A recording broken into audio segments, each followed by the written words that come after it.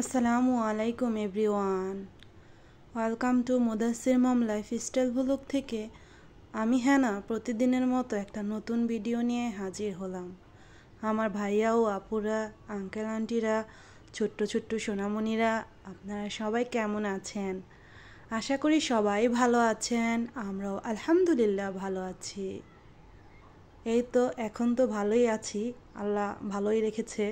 তবে গতকাল ভালো ছিলাম না, তো আমি ভিডিও দিতে পারিনি।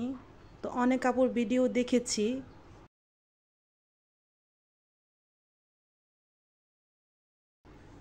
আর গতকাল আমি কেন ভিডিও দিতে পারিনি তা এখন আপনাদেরকে বলবো। আসলে গত 3-4 দিন যাবৎ আমার পায়ে প্রচুর ব্যথা। তো যাই হোক, পায়ে ব্যথা কিভাবে হয়েছে আমি ঠিক জানি না। তো আমার মনে হয়েছে, তো ট্রাইস করা ফ্লোর, তো আমি হয়তো একটু স্লিপ কেটেছিলাম, এটা আমার হয়তো মনে হয়। এরপর থেকে পুরা বাম সাইডের একটা পাও দিয়ে আমি পা দিয়ে কোনো চলাফেরাই করতে পারছিলাম না, কোনো কাজই করতে পারছিলাম না। রান্না বাড়া খাওয়া দাওয়া তো দূরের কথা, কোনো কাজই করতে পারছিলাম না। তো 3-4 দিন যাবৎ কোনো রকম চলছি, কিন্তু গতকাল আমার প্রচুর অসুবিধা হয়েছে। তাই মুদাসসিরের বাবাকে বলেছি আমি আর এক মুহূর্তও চলতে পারছি না, আমাকে এখনই হসপিটালে যেতে হবে, ডাক্তারখানায়। তো এই জন্য ডাক্তারখানায় গিয়েছি। তো সন্ধ্যার দিকে যাওয়া হয়েছে। তো এসে আর আমার পক্ষে ভিডিও এডিট করার, ভয়েস ওভার করা সম্ভব হচ্ছিল না, তাই আমি আর ভিডিও দিতে পারিনি। তো পায়ের ব্যথা প্রচুর হচ্ছিল। তো কী জন্য যে অ্যাকচুয়ালি আমার ব্যথা হয়েছে আমি কিন্তু জানি না। তো সেভাবেই আমি ডাক্তারকে বলেছি, আর ওইভাবেই ডাক্তার আমাকে ওষুধ দিয়েছে। তো একদিন খেয়েছি, ইনশাল্লাহ এখন একটু ভালো বোধ করছি। পুরোপুরি ভালো হয়নি, তো এখন ভালোই লাগছে। আর শরীরের কোনো একটা অঙ্গ যদি কোনো একটা অসুবিধা হয়, আসলে বোঝা যায় যে আমরা কতটা আল্লাহর নিয়ামত ভোগ করছি, কতটা যে আমরা সুস্থ আছি। আসলে এই পৃথিবীতে সুস্থতা সবচাইতে বড় সম্পদ।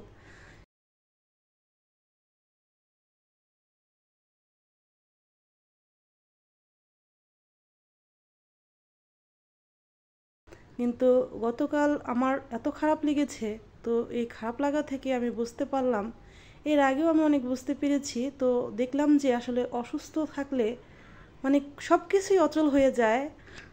আর নিজে অচল সব কিছুই অচল। সংসার, সন্তান, স্বামীর দায়িত্ব পালন করা কোনো কিছুই হয়ে ওঠে না।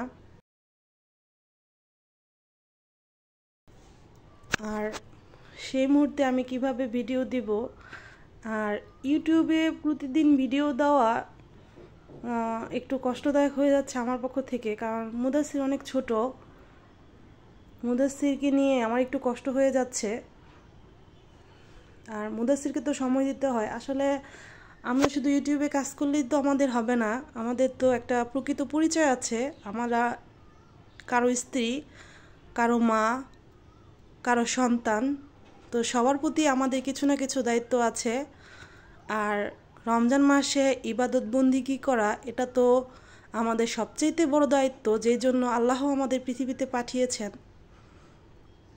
যে দায়িত্ব যদি আমরা ঠিকমতো পালন না করি, আর বাকি কাজগুলো করে কি হবে বলেন? আর এই জন্য সব দিক চিন্তা ভাবনা করে তো ভিডিও তো দেইনি অসুস্থতার কারণে। আর পরে ভেবেছি যে এগুলো আমার ঠিকমতো হচ্ছে না, কারণ মুদাসসিরকেও সময় দেওয়া অতটা হচ্ছে না। আসলে প্রতিদিন ভিডিও এডিট করা, সব কিছু করা একটু কষ্টদায়ক হয়ে যাচ্ছে। রমজান মাস একটু বেশি কষ্টদায়ক হয়ে যাচ্ছে, কারণ সারাদিন তো রোজা রেখে এসব কাজ করে আবার ইউটিউবের কাজ করা। আর এই তো আমি কিন্তু মুগ ডালটা ভেজে নিলাম, আর ভেজে এখন চালটাকে আমি ভালো করে ধুয়ে নিব। আর এই খিচুড়ি রান্না করার জন্য আমি একটা কড়াইতে তেল দিয়ে পেঁয়াজ ভেজে নিচ্ছি। আর আমি সব দিক বিবেচনা করে এটা ভাবছি যে একদিন পর পর ভিডিও দিব। যাই হোক, আমার আপুরা কমেন্টে জানাবেন তো আসলে আমার এখন কি করা উচিত, সেটাই, কারণ স্বামীর প্রতি আমার দায়িত্ব আছে, সন্তানের প্রতি আমার দায়িত্ব আছে, তাদের প্রতি সকল দায়িত্ব পালন করেই আমার এই ইউটিউবে কাজ করতে হবে। আর এই তো দেখেন, আজকে কিন্তু মায়ের টেকনিক ফলো করে আমি আজকে খিচুড়ি রান্না করব, বিফ খিচুড়ি। আমি যে গরুর মাংস রান্না করেছিলাম তা কিন্তু আমি রেখে দিয়েছি, খাওয়া হয়নি। আসলে রমজান মাস যা রান্না করি সব কিছু বেশি হয়, কোনোটাই খেয়ে কমপ্লিট করতে পারি না। যেহেতু গরুর মাংস, এটা তো নষ্ট হয় না, তো জাল দিয়ে রাখা যায়, আবার ফ্রিজে রেখে দেওয়া যায়। তো গরুর মাংস রয়েছে, আমার মা সবসময় এই কাজ করতো। গরুর মাংস থাকলে সেই মাংসটা দিয়ে পরের দিন খিচুড়ি রান্না করতো। আর মায়ের হাতে সেই খিচুড়ি খেতে কি অসাধারণ স্বাদ হতো, আমি বলে বোঝাতে পারবো না। আসলে পৃথিবীতে মায়ের মতো বিকল্প কোনো কিছু হয় না, মা মাই হয়। তাই আমার মা যে রান্না করতো, আমি তখন লেখাপড়া করতাম, তো মায়ের কাছে বসে বসে দেখাশোনা করতাম যে আমার মা কীভাবে রান্না করছে। তো দেখতাম যে আগের দিন যে মাংসটা রয়েছে সেটা দিয়ে আমার মা খিচুড়ি রান্না করে নিত। তো আমিও আজকে ভাবলাম মায়ের হাতে খিচুড়ি রান্না করার মতোই খিচুড়ি রান্নার চেষ্টা করি। যদিও মায়ের মতো অবিকল হবে না, তবুও চেষ্টা করছি। আর ইফতারে আজকে আমরা এই বিফ খিচুড়িটা খাবো, আর সাথে কিছু ফল আর শরবত গুলিয়ে নিব। আর সেহরির জন্য আগে তো আমি চিকেন ভুনা করলাম, আর এই চিকেনটার সাথে মাংস কম ছিল, তো কলিজা, মুরগির কলিজা গিলা ছিল, তো কিছু মাংস মিক্স করে আমি একটু চিকেন ভুনা করে নিলাম, যাতে করে খিচুড়ির সাথে একটু খাওয়া যায়। আর সেহরিতে খাওয়া যায়। রাতে আমি ভাত রান্না করে নিব, আর গাভীর দুধ জাল দিয়ে নিব মুদাসসির বাবার জন্য। আর এই পর্যায়ে আমার আপু ও ভাইয়াদেরকে আমি একটা কথা বলি, আমার ভিডিওটা যারা দেখতে দেখতে এই পর্যন্ত চলে আসছেন, প্লিজ একটা লাইক দিয়ে পুরোটা ভিডিও কন্টিনিউ করবেন। আপনাদের একটা লাইকই পারে আমার ভিডিওটা আরও 5 জনের কাছে পৌঁছিয়ে দিতে। আর আমার ভিডিওর কোনো অংশ যদি আপনাদের একটুও ভালো লেগে থাকে, তাহলে সাবস্ক্রাইব করে চ্যানেলের পাশেই থেকে যাবেন, আর পাশে থাকা বেল আইকনটা প্রেস করে দিবেন। এতে করে আমি ভিডিও ছাড়ার সাথে সাথে নোটিফিকেশন আপনাদের কাছে চলে যাবে। যে ভাইয়া ও আপুরা, আঙ্কেল আন্টিরা এই কাজগুলো অলরেডি করে নিয়েছেন, তাদেরকে অসংখ্য অসংখ্য ধন্যবাদ। আমার আপু ও ভাইয়াদের সাথে কথা বলতে বলতে কিন্তু আমি চাল আর ডাল ধুয়ে রেখেছিলাম, সেটা আমি এখন দিয়ে দিলাম। আর এখন সেই গরুর মাংসটার সাথে আমি চাল ডাল একসাথে কষিয়ে নিচ্ছি। আমার এই ছোট্ট চ্যানেলটিতে প্রতিদিন নতুন ভাইয়া ও আপুরা ভিজিট করছেন। আমি বলবো, যারা আমার চ্যানেলটিতে ভিজিট করেছেন এখনও সাবস্ক্রাইব করেননি, প্লিজ সাবস্ক্রাইব করে নেবেন, আর পাশে থাকা বেল আইকনটা প্রেস করে দিবেন। এতে করে আমি ভিডিও ছাড়ার সাথে সাথে নোটিফিকেশন আপনাদের কাছে চলে যাবে, আর আপনারা সময় সুযোগ করে আমার ভিডিওটা দেখে নিতে পারবেন। এই তো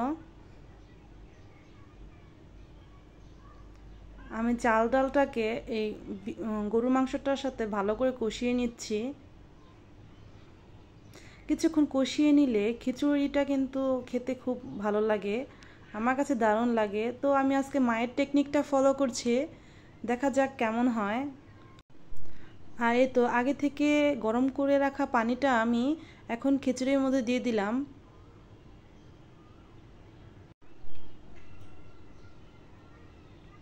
এই তো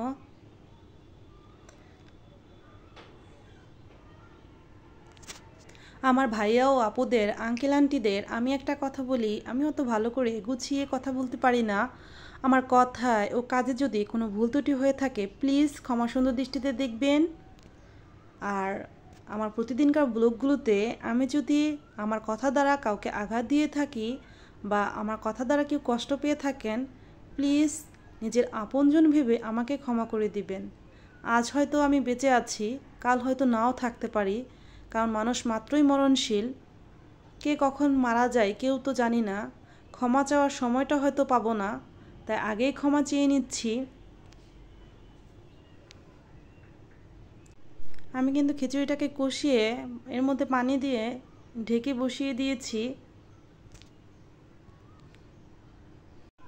আমার প্রিয় আপুরা প্রতিদিন অনেক ভালো ভালো রান্না করেন, আমি যখন ভিডিও দেখি তখনও দেখি আমার আপুদের রান্না দেখতে আমার ভীষণ ভালো লাগে। আসলে গতকাল আমি ভিডিও ছাড়তে পারিনি, কিন্তু আমি কিন্তু অনেকের ভিডিও দেখেছি, কারণ কি আমি কেউকে মিস করতে চাইনি।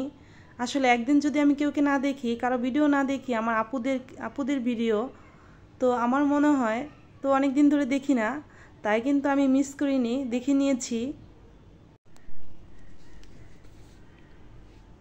দু একজনেরটা হয়তো ভুলে মিস হয়ে যেতে পারে, কারণ সন্ধ্যার সময় তো আমার ভালো লাগেনি, তো দিনের বেলা কারোটা দেখেছি, আবার কারোটা দেখা হয়নি। যাই হোক, যেহেতু রমজান মাস, তো এই তো দেখেন আপুরা, আমার খিচুড়িটা কিন্তু হয়ে আসছে।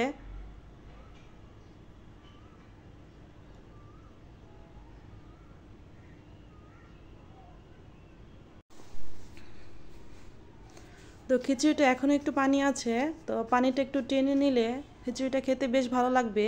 যেহেতু এটা বোনা খিচুড়ি গরুর মাংস দিয়ে, আর মাংসটা যদি আগে রান্না করা থাকে তাহলে কিন্তু খিচুড়িটা, এই বোনা খিচুড়িটা রান্না করতে অনেক ইজি হয়। আর এই তো দেখেন আমি এখানে ঘি দিয়ে দিচ্ছি, এটা খাঁটি অর্গানিক গাওয়া ঘি। আর খিচুড়ির মধ্যে ঘি দিলে এই ঘির যে ফ্লেভারটা খিচুড়ি খাওয়ার সময় আসে, তো আমার কাছে এটা বেশ ভালো লাগে। আমার কোন কোন আপুরা এটা পছন্দ করেন কমেন্টে জানাবেন তো আপুরা।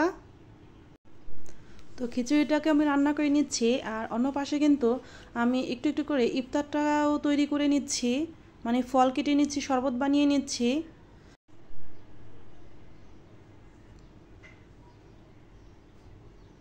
সবাই ভালো থাকবেন, সুস্থ থাকবেন, কারণ সুস্থতা এই পৃথিবীতে সবচেয়ে বড় সম্পদ। 5 ওয়াক্ত নামাজ আদায় করবেন, যে জন্য আল্লাহ তাআলা আমাদেরকে দুনিয়াতে পাঠিয়েছে। আমাদের জন্য দোয়া করবেন, আমার পরিবারের জন্য দোয়া করবেন, আমার সন্তানের জন্য দোয়া করবেন, আমিও আপনাদের জন্য দোয়া করব। আসসালামু আলাইকুম, আল্লাহ হাফিজ।